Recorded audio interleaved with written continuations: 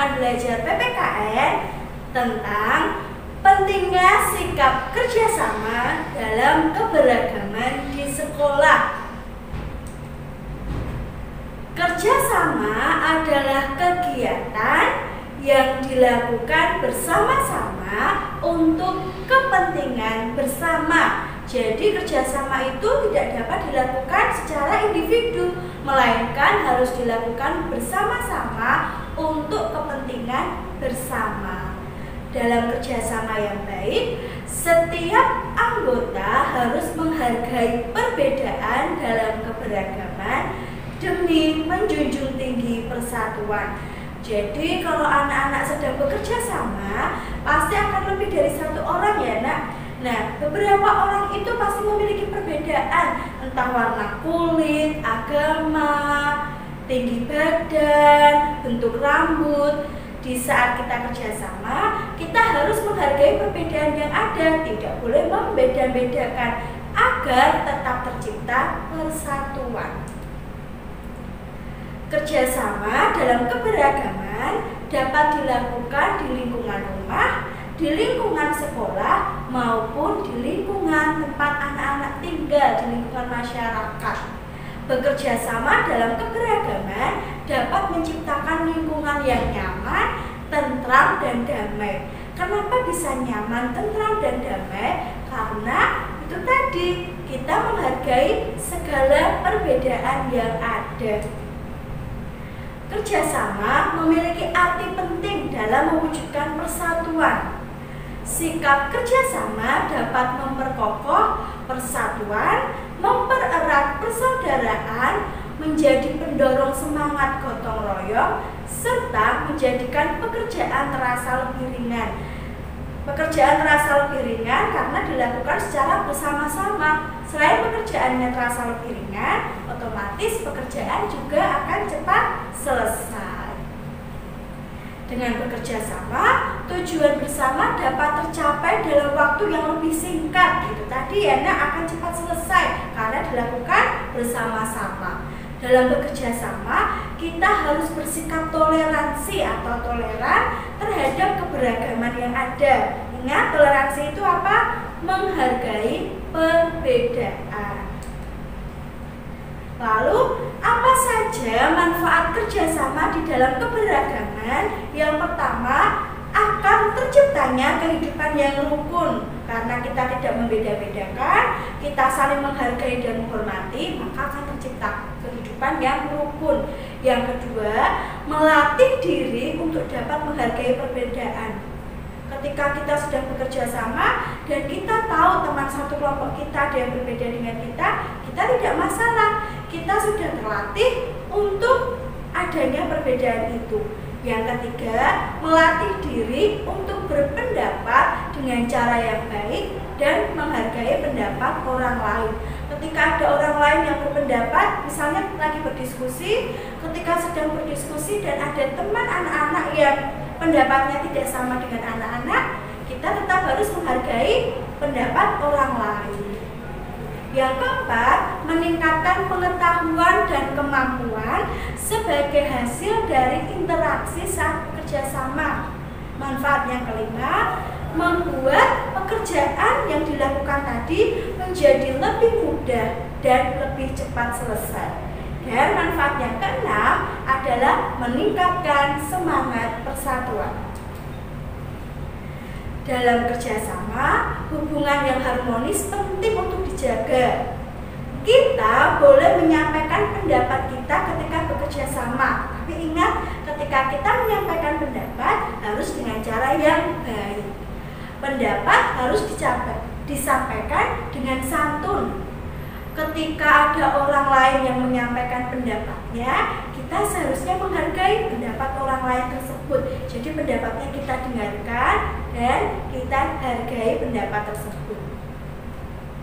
Contoh kerjasama yang dapat dilakukan di sekolah itu apa saja? Yang pertama adalah kerja kelompok, kedua piket kelas, yang ketiga diskusi, yang keempat lomba kelompok dalam rangka memperingati Hari Kemerdekaan. Dan masih banyak lagi kerjasama yang anak-anak dapat lakukan bersama teman-teman atau bapak sekolah. Lalu ada juga kerjasama yang tidak boleh dilakukan di sekolah. Kira-kira apa saja?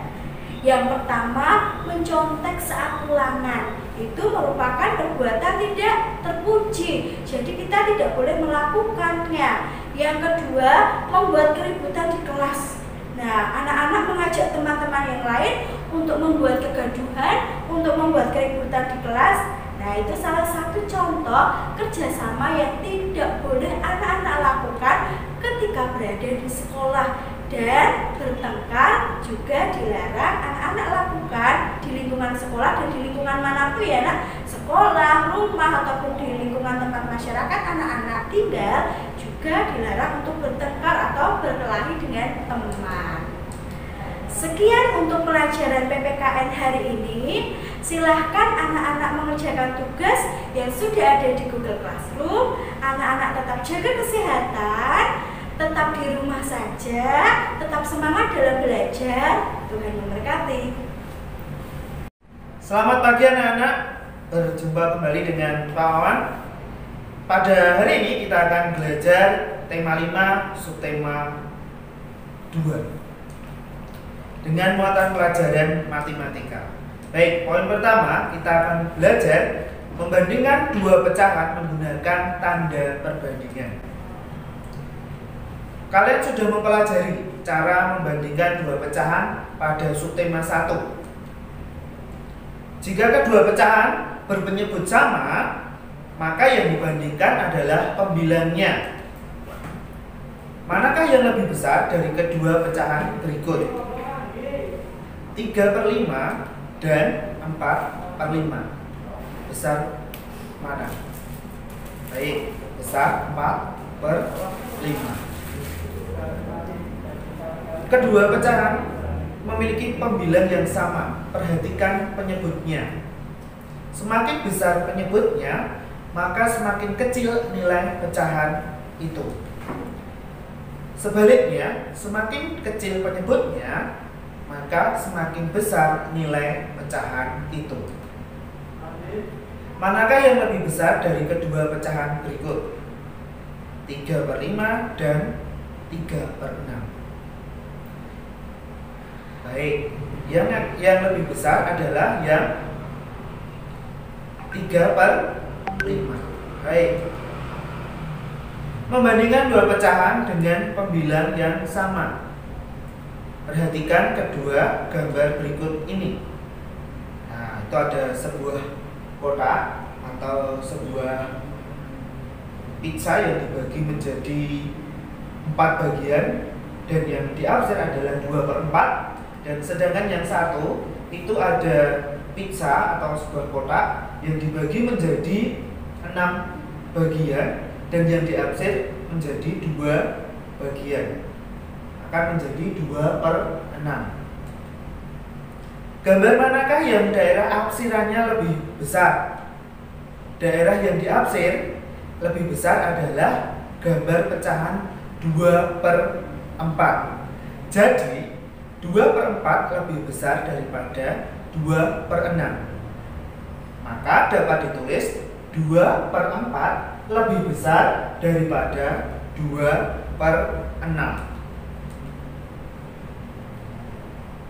Poin yang selanjutnya, kita akan membandingkan dua pecahan berpenyebut sama. Ya.